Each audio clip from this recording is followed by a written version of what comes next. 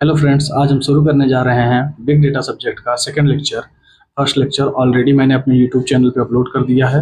अगर आप सभी ने फर्स्ट लेक्चर अभी तक देखा नहीं है तो आप मेरे चैनल पे जाकर देख सकते हैं। आपको इस सब्जेक्ट में मैं हर एक चीज़ पूरा बेसिक से लेकर टॉप लेवल तक समझाने वाला हूँ। आपका कोई भी टॉपिक यहाँ पे छूटेगा नहीं, इसकी गारंटी मेरी है। आप इस वीडियो को पूरा देखें और अच्छी तरीके से समझें। और मैं आपको नोट्स भी प्रोवाइड किया हूँ। आप मेरे टेलीग्राम चैनल पे जाके नोट्स को वहाँ से डाउनलोड कर सकते हैं। उससे पहले प्लीज़ आप चैनल को सब्सक्राइब करें, वीडियो को लाइक ज़रूर करें, और कोई भी डाउट हो तो आप कमेंट करके ज़रूर पूछें। ओके, तो चलिए आज के सेकंड लेक्चर में हम देखते हैं हम क्या क्या पढ़ने वाले हैं। ओके, तो आज हमारा सेकंड लेक्चर है और सेकंड लेक्चर में हम सबसे पहले पढ़ने वाले हैं बिग डेटा प्लेटफॉर्म के बारे में। ओके, बिग डेटा के प्लेटफॉर्म क्या क्या हैं, ठीक है। उसके बाद फिर ड्राइवर्स के बारे में पढ़ने वाले हैं, बिग डेटा ड्राइवर्स क्या है, ठीक है। फिर आर्किटेक्चर के बारे में पढ़ने वाले हैं। उसके बाद फिर 5 V's of big data, 5 V's जो है बिग डेटा के, उसको पढ़ेंगे, ठीक है। उसके बाद टेक्नोलॉजी एंड टूल्स के बारे में हम पढ़ेंगे।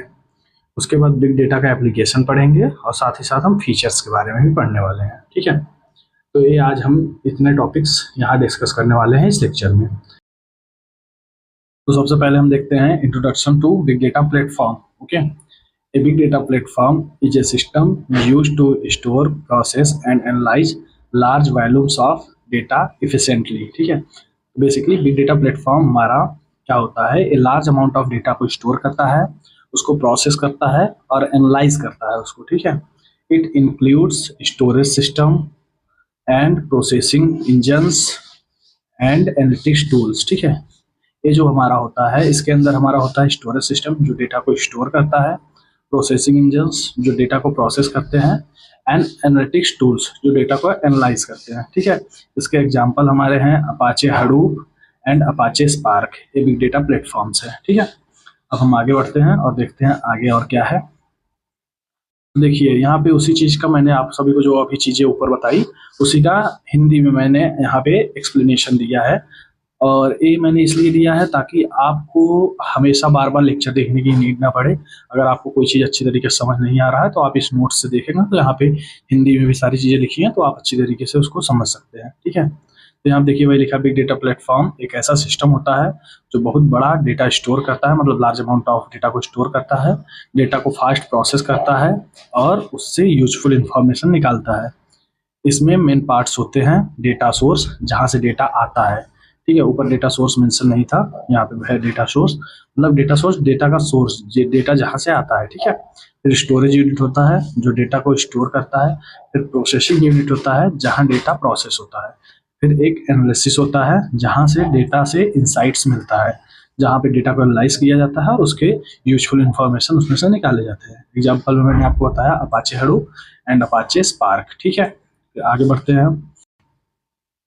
तो चलिए अब हम देखते हैं ड्राइवर्स फॉर बिग डेटा, ठीक है।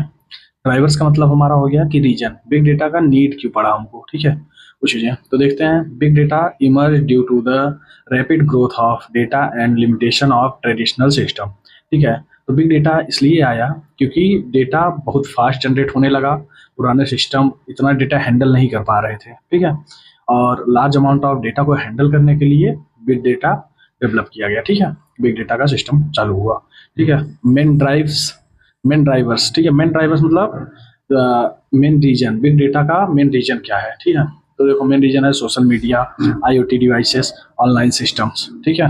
ये हमारे मेन रीजन्स हैं बिग डेटा का, ठीक।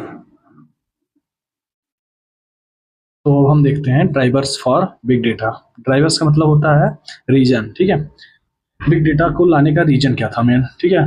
Big data emerge due to the rapid growth of data and limitation of traditional systems, ठीक है। बिग डेटा इसलिए आया क्योंकि डेटा बहुत फास्ट जनरेट होने लगा, पुराने सिस्टम इतना डेटा हैंडल नहीं कर पा रहे थे, ठीक है। इसके लिए बिग डेटा आया मार्केट में, ठीक है। बिग डेटा इंट्रोड्यूस हुआ मार्केट में, ठीक है। इसके मेन ड्राइवर्स होते हैं, मेन ड्राइवर्स मतलब मेन रीजन क्या थे। मेन रीजन मतलब जहां से,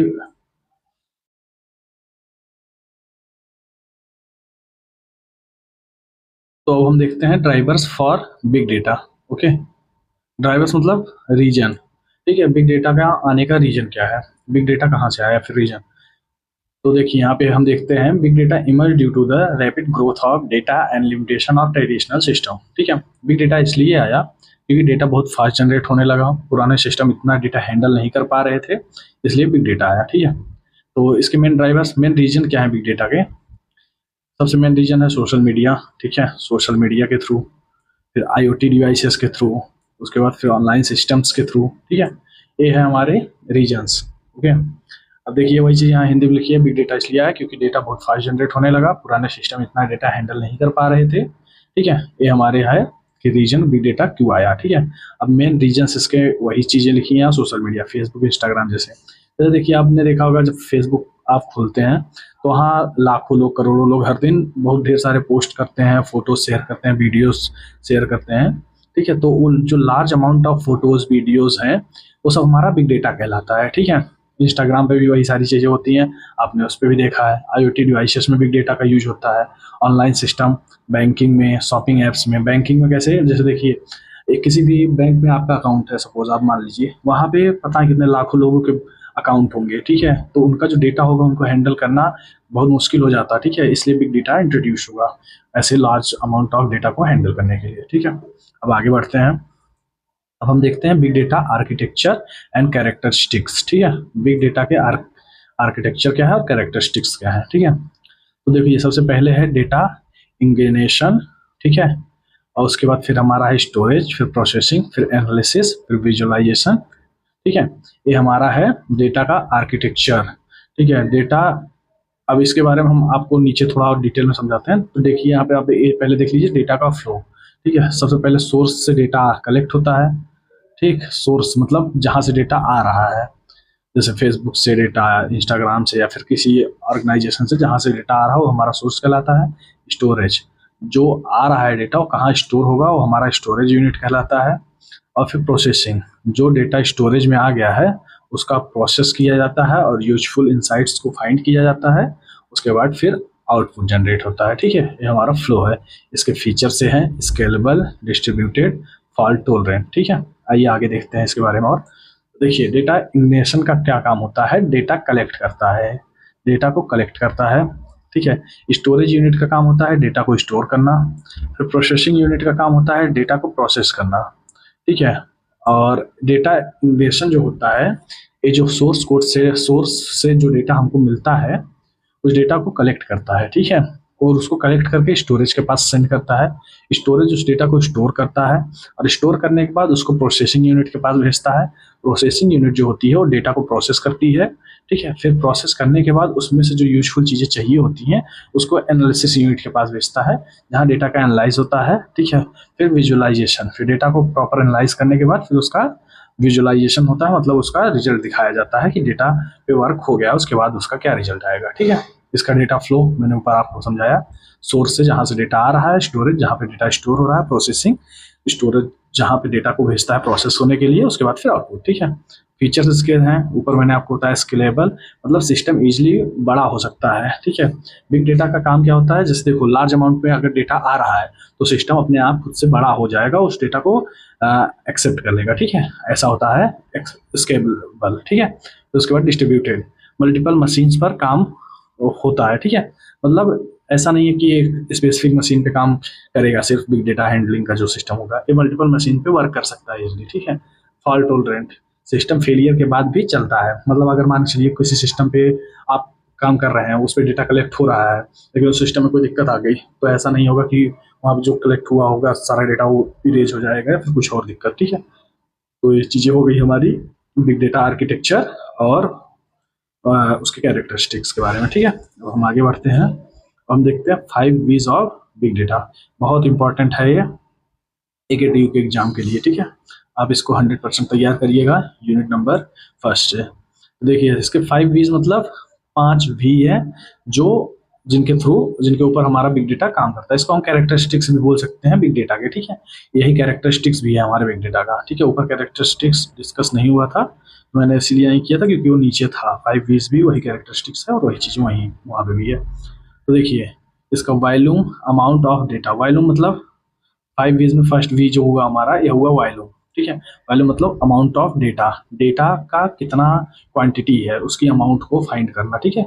वेलोसिटी मतलब स्पीड ऑफ डेटा, डेटा किस स्पीड से आ रहा है वो हमारा वेलोसिटी कहलाता है। फिर वेराइटी मतलब डिफरेंट डेटा टाइप, ठीक है, मतलब किस किस टाइप के डेटा आ रहे हैं सिस्टम में, ये हमारा वेराइटी कहलाता है। फिर वेरासिटी डेटा की क्वालिटी को बताता है, डेटा की क्वालिटी क्या है, ठीक है। उसके बाद वैल्यू क्या होता है, वैल्यू हमारा होता है यूजफुल इंसाइट्स, जो सोर्स से हमारा डेटा आता है उसका क्वांटिटी क्या है ये हमारा वैल्यूम बताता है, वो किस स्पीड से आ रहा है ये हमारा वेलोसिटी बताता है, और उसका टाइप क्या है ये हमारा वेराइटी बताता है, और वेरासिटी ये बताता है डेटा की क्वालिटी, और वैल्यू बताता है यूजफुल इंसाइट्स, उस सोर्स से जो डेटा आ रहा है उसमें से यूजफुल इंसाइट्स को निकालता है वैल्यू, ठीक है। वही चीज़ यहाँ हिंदी में लिखा है, वैल्यू मतलब कितना डेटा है, वेलोसिटी डेटा कितनी स्पीड से आ रहा है, वेराइटी अलग अलग टाइप का डेटा, टेक्स्ट वीडियो इमेजेस जैसे हो गए, ठीक है। वेराइसिटी डेटा कितना सही है, फिर वैल्यू डेटा से क्या फ़ायदे मिल रहे हैं, ठीक है। ये हमारी चीज़ें हो गई। अब हम देखते हैं आगे big data technology and components, ठीक है। अब हम इसको देखते हैं कौन सी टेक्नोलॉजी यूज होती है और कौन सा कंपोनेंट यूज होता है बिग डेटा के लिए। कोर टूल में हमारा आ जाता है अपाचे हडूप, ठीक है, स्टोरेज प्लस बैच प्रोसेसिंग, ठीक है। अपाचे हडूप का काम आपको मैं बता दे रहा हूँ। देखो अपाचे हडूप जो है हमारा कैसे काम करता है, इसमें क्या होता है जो भी आप डेटा सेंड करेंगे, मतलब जो भी डेटा आता है, ठीक है, वो सबसे पहले स्टोरेज यूनिट में जाता है। ये हमारा हो गया स्टोरेज यूनिट, तो कोई विजुअल नहीं है प्रॉपर, मैं इसको दूसरा बनाता हूँ, ठीक है। वो सबसे पहले जाता है हमारा स्टोरेज यूनिट में, यहाँ पे डेटा स्टोर होता है हमारा, ठीक। यहाँ से डेटा स्टोर होगा, उसके बाद यहाँ से जो डेटा हमारा सेंड होगा प्रोसेसिंग के लिए सेंड होगा। तो प्रोसेसिंग के लिए ऐसे नहीं सेंड होगा कि डेटा आ रहा है चले जा रहा है, ऐसे नहीं, यहाँ बैच प्रोसेसिंग होती है। बैच प्रोसेसिंग मतलब सारा डेटा एक साथ स्टोर हो जाएगा, उसको एक साथ भेजा जाएगा प्रोसेस होने के लिए, ठीक है। तो ये हमारा हो गया प्रोसेसिंग यूनिट, ठीक, ये हमारा है प्रोसेसिंग यूनिट, ठीक। तो प्रोसेसिंग यूनिट के लिए सारा डेटा एक साथ सेंड कर दिया जाता है, ये हमारा हो जाएगा अपाचे हडूप सिस्टम, ठीक है। फिर Apache spark fast processing supporting tools, ठीक है। अपाचे स्पार्क क्या करता है हमारा, देखो अपाचे स्पार्क में जो होता है ना, ये हमारा फास्ट प्रोसेसिंग करता है। फास्ट प्रोसेसिंग मतलब यहाँ पे स्टोरेज यूनिट नहीं होता हमारा, ठीक है, यहाँ पे कोई स्टोरेज यूनिट नहीं होता, ठीक। यहाँ पे जो डेटा आता है सोर्स से वो डायरेक्ट प्रोसेस होता है, ठीक। जैसे आप देख सकते हैं यूट्यूब पे जब कभी कोई लाइव चलता रहता है, ठीक है, या फिर लाइव मीटिंग्स वगैरह जो होती हैं वो सब हमारा अपाचे स्पार्क के थ्रू होता है, ठीक है। फास्ट प्रोसेसिंग के लिए अपाचे स्पार्क यूज होता है, ठीक है। तो यहाँ पे हमने अपाचे हडूप समझ लिया, अपाचे स्पार्क समझ लिया, ठीक है। अब इसके सपोर्टिंग टूल्स देखते हैं हम। अपाचे हाइव है एसक्यूएल क्वेरीज के लिए, अपाचे हाइव जो है एसक्यूएल क्वेरीज जनरेट करता है, और अपाचे पिग है स्क्रिप्टिंग के लिए, ठीक है। अब आगे बढ़ते हैं और आगे देखते हैं। तो यहाँ पे भी वही सारी चीज़ें लिखी हुई हैं हिंदी में एक्सप्लेन करते हुए, ठीक है। तो आप इसको पढ़ लीजिएगा। अब आगे बढ़ते हैं और देखते हैं आगे और क्या है, ठीक है। अब हम आगे बढ़ते हैं, अब देखते हैं इम्पोर्टेंस एंड एप्लीकेशन, ठीक है। बिग डेटा का इम्पोर्टेंस क्या है और उसका एप्लीकेशन क्या है। सबसे बहुत इंपॉर्टेंट चीज़ें होती हैं कि किसी भी चीज़ को अगर हम कर रहे हैं तो उसका करने का रीजन क्या है, ठीक है, और उसको हम कहाँ अप्लाई करेंगे, ठीक। तो ऐसे ही बिग डेटा का इम्पोर्टेंस क्या है, उसका एप्लीकेशन क्या है, इसको हम देखते हैं, ठीक। तो देखते हैं big data is used in business analytics, health care, banking, e commerce, ठीक है। बिग डेटा इन चीज़ों में यूज होता है। इसका एक्सप्लेनेशन आप देख सकते हैं। बिग डेटा का यूज होता है बिजनेस में कस्टमर को समझने के लिए। कस्टमर को समझने के लिए मतलब जैसे देखो किसी कस्टमर को क्या नीड है उसका एनालाइज कर लेते हैं हम बिग डेटा के थ्रू। वो कस्टमर अगर किसी स्टोर पे जा रहा है, वहाँ से बार बार सिमिलर प्रोडक्ट खरीद रहा है, हाँ, तो उसके लिए उसका एनालाइज हो जाएगा कि हाँ एक कस्टमर आएगा, ये सिमिलर प्रोडक्ट खरीदेगा और खरीद के जाएगा, ठीक है। तो उस तरीके से बिजनेस में बिग डेटा का यूज होता है, ठीक। अब हम देखते हैं इसका यूज हेल्थ केयर में, ठीक है।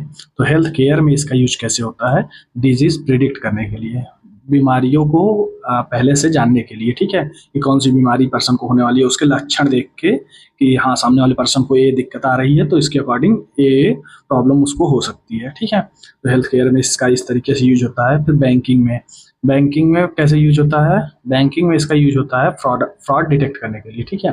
फ्रॉड डिटेक्ट करने के लिए मतलब कैसे, ये देखो आप अपने आधार कार्ड से गए, मान के चलिए पैसा निकाल लें, ठीक है, मान के चलिए आपका आधार कार्ड खो गया आपसे कहीं, कोई और अनऑथराइज्ड पर्सन आपका आधार कार्ड लेके पहुंचा, उसको हर डिटेल आपकी पता है आधार कार्ड के थ्रू, उसने पैसा निकालने के लिए अप्लाई तो किया, सारी प्रोसेस हो गए, लेकिन जब फिंगरप्रिंट लगाने की बारी आएगी तो वहाँ पे उसका फिंगरप्रिंट मिसमैच हो जाएगा, ठीक है। तो जिससे फ्रॉड डिटेक्ट हो जाएगा कि हाँ सामने वाला पर्सन फ्रॉड कर रहा है। ऐसे ही ईमेल्स का फ्रॉड डिटेक्ट करने के लिए, ठीक है, और बहुत सारी चीज़ों के लिए बैंकिंग में इसका यूज होता है, ठीक है। फिर इसका यूज देखते हैं ई कॉमर्स में। ई कॉमर्स में इसका यूज कैसे होता है? प्रोडक्ट रिकमेंड करने के लिए। प्रोडक्ट रिकमेंड कैसे करता है? जैसे मान के चलिए आपने अपने लिए एक फ़ोन खरीदा, ठीक है, तो फ़ोन के साथ साथ जो एप्लीकेशन जिस ऑनलाइन शॉपिंग ऐप से हम फ़ोन खरीद रहे हैं वो हमको अपने आप दिखाने लगता है फ़ोन का कवर, उसका सेफ्टी ग्लास, टेम्पर्ड ग्लास, उसके साथ साथ उसका चार्जर वगैरह, ठीक है, ये ऑटोमेटिक रिकमेंड करने लगता है हमको, ठीक है। तो ये भी हमारा बिग डेटा के थ्रू होता है, ठीक है। तो चलिए अब आगे बढ़ते हैं और देखते हैं आगे क्या है। तो अब आगे हम देखते हैं बिग डेटा के फीचर्स, ठीक है। बिग डेटा के फीचर क्या है? तो सबसे इम्पॉर्टेंट चीज़ होती है कि फीचर होते क्या हैं बिग डेटा के। तो देखो, scalability, flexibility, fault tolerance and distributed processing, ठीक है, ये हमारा होता है फीचर बिग डेटा का, ठीक है। इसको आपको एक्सप्लेन कर देता हूँ। स्केलेबिलिटी मतलब सिस्टम को इजीली बड़ा कर सकते हैं, ठीक है। सिस्टम को इजीली बड़ा कर सकते हैं मतलब मान चलिए आपके पास एक स्टोरेज यूनिट है, ठीक, एक स्टोरेज यूनिट है जिसका साइज यहाँ पे है सिर्फ 1 GB, ठीक, 1 GB इसका साइज है, लेकिन आपके पास जो डेटा है आपको वो स्टोर करना है, वो डेटा आ गया मान के चलिए 1.2 GB का डेटा आ गया मान के चलो, ठीक, 1.2 GB का डेटा आ गया आपके पास, ठीक। राइटिंग थोड़ी ख़राब है, प्लीज़ इग्नोर करिएगा इसको, ठीक। 1.2 GB का डेटा आ गया, तो वो उस डेटा को जो स्टोरेज यूनिट है हमारा, ये जो है उस डेटा को भी एक्सेप्ट कर ले। 1.2 आ रहा है तो उसको भी एक्सेप्ट कर ले। ऐसा ना हो कि 1.2 आ गया तो अब एक्सेप्ट ही ना करे, इसको यहाँ से डिक्लाइन कर दे, तो ऐसा नहीं होना चाहिए, ठीक है। तो इसको हम स्केलेबिलिटी बोलते हैं, ठीक, ये हमारा हो गया स्केलेबिलिटी, ठीक। अब उसके बाद देखते हैं फ्लेक्सिबिलिटी। फ्लेक्सिबिलिटी क्या है? हर टाइप का डेटा हैंडल करता है। हर टाइप का डेटा मतलब ऐसा नहीं होना चाहिए कि सिर्फ इमेज आया तो उसको स्टोर करेंगे, ठीक, वीडियो आ गया तो उसको स्टोर नहीं करेंगे, ऐसा कुछ सिस्टम नहीं होना चाहिए, ठीक। कोई भी टाइप का डेटा अगर आ रहा है तो उसको प्रॉपरली वो हैंडल करे, ठीक है, ये हमारा कहलाता है फ्लेक्सिबिलिटी। फिर देखते हैं फॉल्ट टॉलरेंस। फॉल्ट टॉलरेंस मतलब होता है हमारा सिस्टम क्रैश होने के बाद भी काम करता रहे, ठीक है। फॉल्ट टॉलरेंस का मतलब हो गया यहाँ पे, फॉल्ट टॉलरेंस का मतलब हो गया जो हमारा सिस्टम है वो क्रैश होने के बाद भी काम करता रहे। मतलब इसका सिंपल हो गया, जैसे मान चलिए आप किसी सिस्टम पे काम कर रहे हैं, वहाँ पे कुछ प्रॉब्लम आ गई, सिस्टम क्रैश हो गया या फिर बंद हो गया, उसके बाद भी ऐसा ना हो कि काम बंद हो जाए, काम भी बंद हो जाए, उसके साथ काम बैकग्राउंड में वो चलता रहना चाहिए, वही हमारा कहलाता है फॉल्ट टॉलरेंस। मतलब कोई भी फॉल्ट होने के बावजूद भी सिस्टम हमारा वर्क करता रहे, ठीक है। फिर हमारा है डिस्ट्रीब्यूटेड। डिस्ट्रीब्यूटेड का मतलब होता है मल्टीपल मशीन्स पर काम करे। ऐसा नहीं होना चाहिए कि फिक्स मशीन पे ही काम करे, जिस मशीन के लिए डेवलप हुआ है उसी पे काम करे, या फिर किसी स्पेसिफिक मशीन पे ही काम करे और दूसरी मशीन पे उसको रन कराया जाए या फिर चलाया जाए तो उस पर वर्क ना करे। तो ऐसा चीज़ नहीं होना चाहिए, ठीक है। मल्टीपल मशीन पे प्रॉपरली वर्क करना चाहिए। तो यहाँ पे आज हमने ये सारे टॉपिक्स कवर किए यूनिट सेकेंड के, यूनिट फर्स्ट के, और इसमें हमने इतने टॉपिक्स कवर किए हैं। बिग डेटा प्लेटफॉर्म को कवर किया है, उसके साथ साथ हमने drivers of big data cover किया, उसके साथ साथ बिग डेटा आर्किटेक्चर कवर किया, 5 B's ऑफ बिग डेटा को कवर किया, टेक्नोलॉजीज एंड टूल्स को कवर किया, एप्लीकेशन एंड फीचर्स को कवर किया।